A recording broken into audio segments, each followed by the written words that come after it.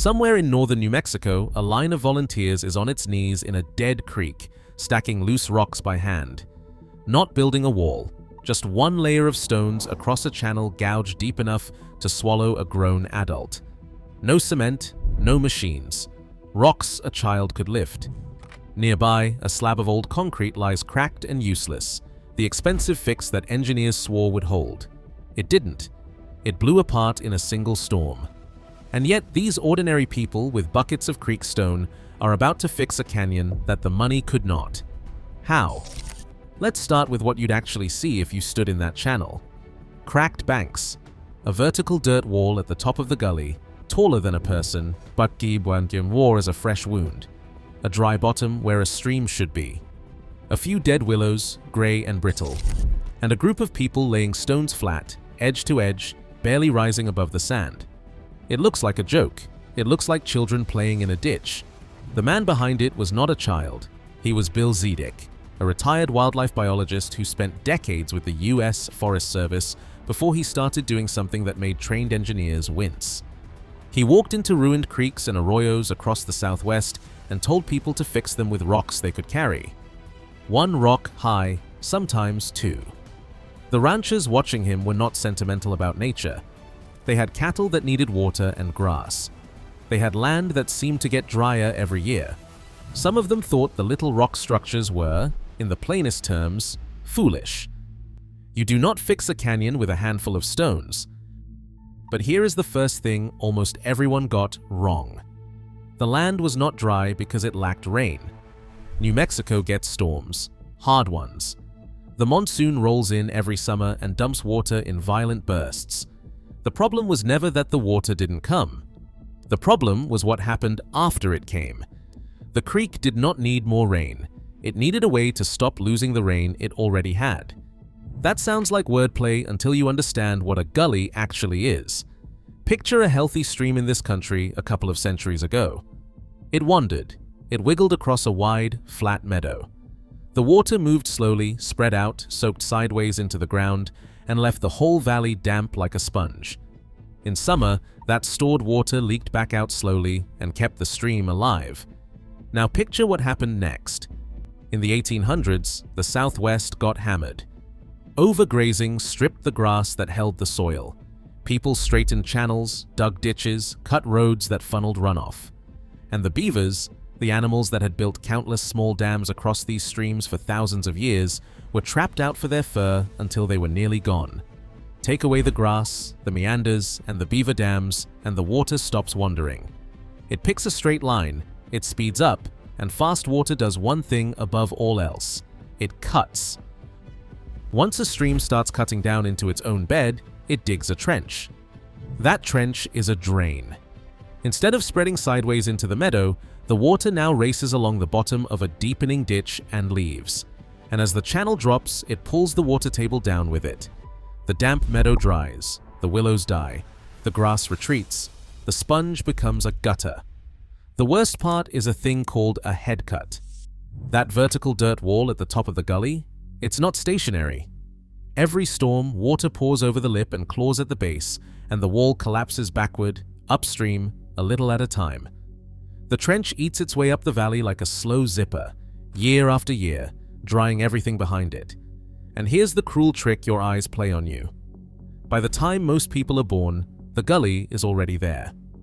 The dry, cracked arroyo looks ancient. It looks like the desert just being the desert. Nobody remembers the wet meadow. Nobody remembers the beaver ponds. They inherited a wound and mistook it for the natural state of the world. The rain came. The land just couldn't keep it. So people tried to fix it. And this is where the story nearly ended before it began. The obvious fix, the serious fix, the one that got real budgets, was to build hard. Big concrete check dams. Steel gabions, those wire cages packed with rock. Solid structures that would block the channel and stop the erosion by brute force. It made perfect sense. It was engineered, it was expensive, and it kept blowing out. Here's why. When you drop a hard, tall wall across a fast channel, the water doesn't politely stop. It pours over the top and slams down on the other side, digging a deep plunge pool at the base.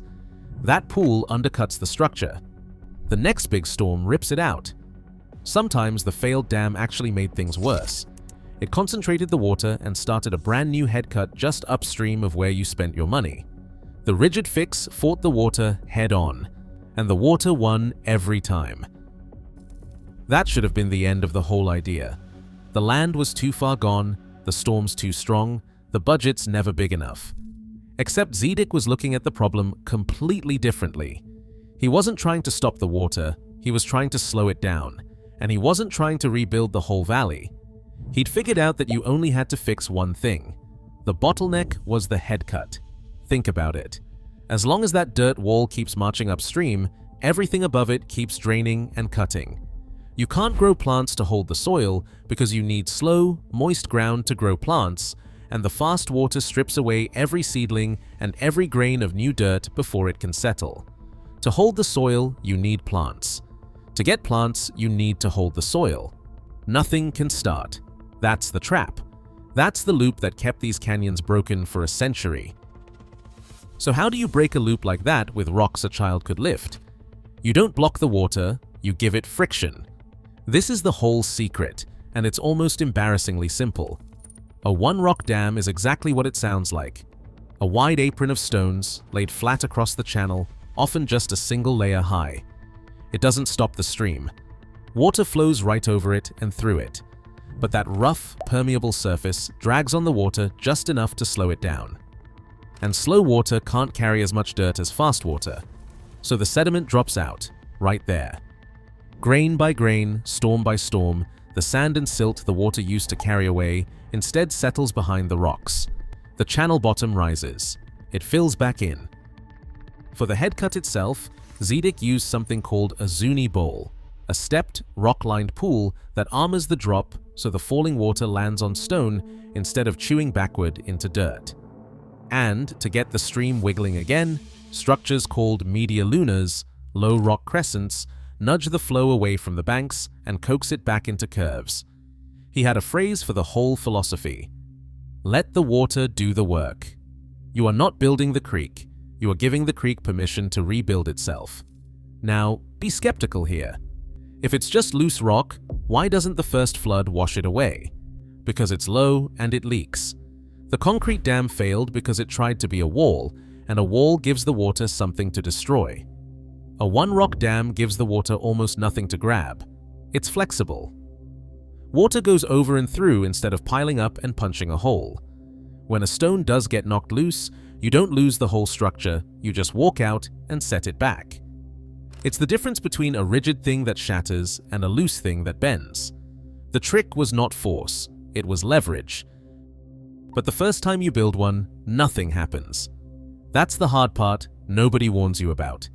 You stack your rocks, you step back, and you're looking at a dry ditch with some stones in it. It looks pointless. The doubt in the ranchers' faces was not stupid, it was reasonable. Then the monsoon came, and the rocks held. The water slowed, the sediment dropped. And after the storm, if you knew where to look, there was a thin, damp skin of green pushing up behind the stones, the first grass in ground that had been bone dry for years. Then it held again, and the little changes started stacking on top of each other. This is where it stops sounding like a rock pile and starts sounding like a comeback. As the channel bottom rose, the water didn't have such a deep trench to hide in anymore. It began spilling sideways, back onto the flat, the way it used to.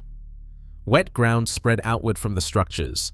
Seeds that had been waiting in the soil for years finally had the moisture to sprout. Grass came first, then sedges, then willow shoots reaching for the damp. The roots grabbed the banks. The banks stopped collapsing. More plants meant more friction, which meant more slowing, which meant more sediment, which meant more plants. The loop that had been running the wrong way for 100 years started running the right way. And here's the part that matters most. The people did almost none of that. They built starter structures and then got out of the way. Nature did the multiplying. A few days of volunteer labor unlocked a process that then ran for free every storm, every season on its own. They didn't rebuild the canyon, they gave it a head start. You want proof? This wasn't just a good year of rain. Look at Comanche Creek, up in the Valle Vidal, high country that drains toward the Rio Grande. That stream is home to the Rio Grande cutthroat trout, New Mexico's state fish, and a species clinging to a fraction of its old range. The creek had the classic damage: too wide, too shallow, too warm, banks caving in, silt smothering the gravel the trout need to spawn.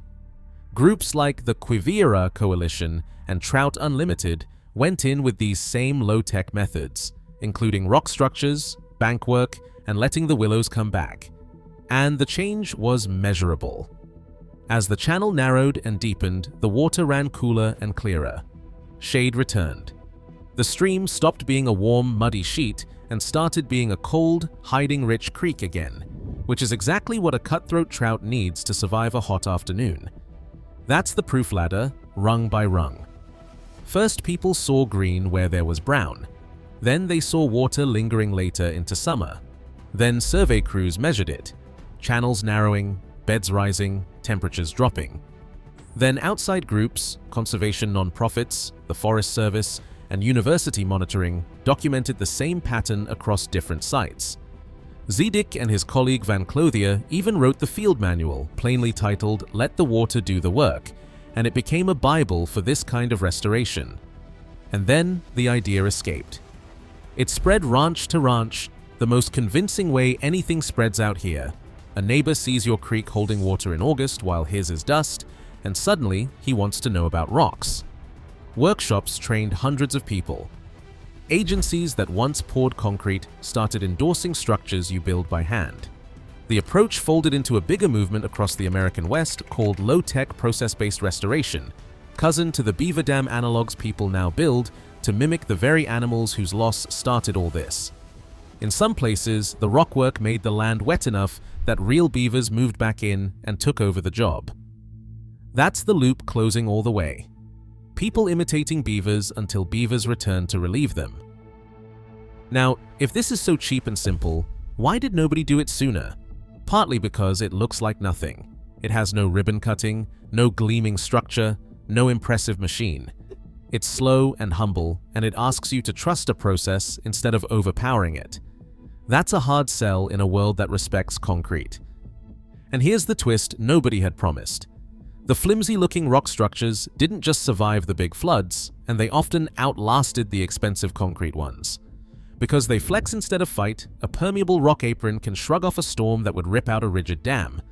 The cheap fix was also the tougher fix. There's more. Those re-wetted meadows do something in a drought and fire country that money can barely buy. A valley that holds its water stays green deeper into a dry summer. Green, damp ground doesn't burn the way parched brush does. So the same rockwork that brought back the grass and the trout also left strips of moist, fire-resistant land threaded through a landscape that keeps getting hotter and drier. Nobody set out to build fire breaks. They just fell out of the process. So is this the miracle cure for every dying creek on Earth? No, and that's exactly why you should believe the rest. This works when the conditions are right. You need the correct slope, too steep, and the water's too violent, too flat, and it won't sort itself out. You need a source of sediment for the channel to rebuild with, and stone on hand to build with. You need land use that isn't constantly re-breaking the stream, which usually means managing the grazing that helped cause the damage. You need the structures placed by someone who actually understands where the water wants to go, or you'll make things worse. And you need maintenance. You go back, you check, you reset a rock. Put these in the wrong place, and they fail like anything else. It is not magic. It is a bottleneck being removed by someone who understood the bottleneck. Everything else was just nature, finally allowed to do the thing it already knew how to do. Which brings us back to those volunteers on their knees in the dead creek. Come back a few years after the rocks go in, and the place doesn't look like the same channel. The vertical dirt wall is softened and green. The bottom is damp. Grass leans over water that's actually moving, slow and clear. Willows are back. A rancher who once called it foolish is now walking a neighbor along the bank, explaining where to set the first stones. The land changed, and the people changed with it. For 100 years, folks looked at that broken canyon and saw a permanent scar, something only heavy machinery and serious money could ever hope to repair. They were attacking the wrong thing. The canyon wasn't dry because the water was gone. It was dry because it had learned to throw its water away, and nobody had shown it how to stop. The fix wasn't bigger engineering, it was older, slower engineering, the kind the land had been running on its own before we straightened it, drained it, and trapped out the animals that kept it wet. They didn't overpower the canyon, they stopped it from bleeding and let the part of it that still remembered how to heal get back to work. If you like this one, stick around. There are more stories like it, where the answer everyone laughed at turned out to be the only one that held.